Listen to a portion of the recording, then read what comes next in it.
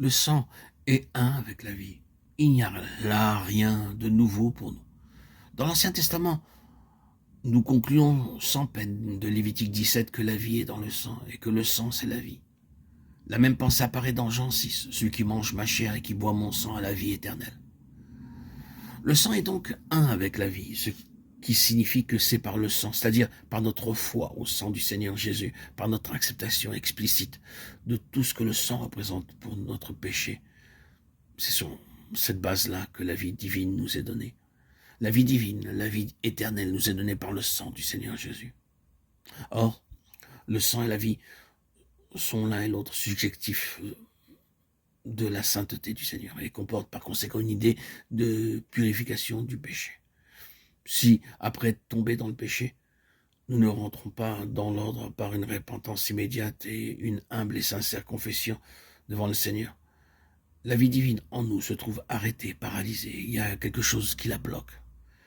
Si le sang et la vie sont ainsi indissolublement liés l'un à l'autre, il en résulte que tout péché toléré, tout péché qui n'a pas été confessé et dont on ne s'est pas repenti, met la vie en échec en nous.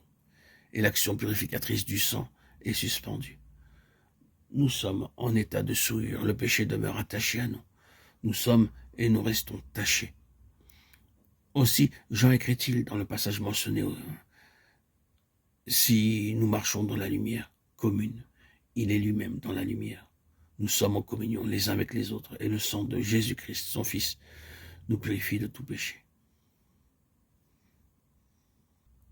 Le temps employé ici en grec a le sens de la continuité, maintient son action purificatrice de tout péché. Mais il y a un si nous marchons. Qu'est-ce que ça signifie marcher? Marcher, c'est aller de l'avant, continuer. Si nous allons de l'avant dans la lumière, nous pouvons être atteints par le sombre contact du péché, c'est vrai. Nous pouvons avancer la main et toucher quelque chose d'impur, c'est vrai. Il peut nous arriver de glisser, de quitter le droit chemin, mais tout cela peut être immédiatement mis en règle avec le Seigneur. Nous pouvons aller de l'avant si nous mettons les choses en ordre, immédiatement. Nous pouvons aller de l'avant dans la lumière et le sang de Jésus-Christ, son Fils, continue à nous purifier. Si vous donnez volontairement accueil au péché, vous arrêtez l'action de la vie et l'action du sang.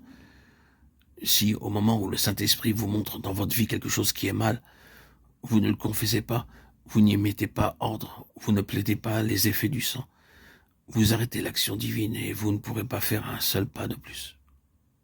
Si nous marchons. Ainsi, tout manquement nécessite une confession. Cette confession est indispensable au Seigneur. Et nous ne retrouvons pas le courant de la vie si nous ne mettons pas les choses en ordre.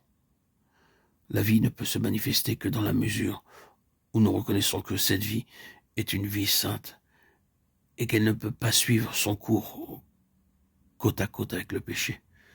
La vie sainte du Seigneur, représentée par son sang incorruptible, ne peut pas marcher de pair avec un péché sur lequel Dieu a mis son doigt. C'est une impossibilité. Quiconque connaît le Seigneur sait cela par expérience.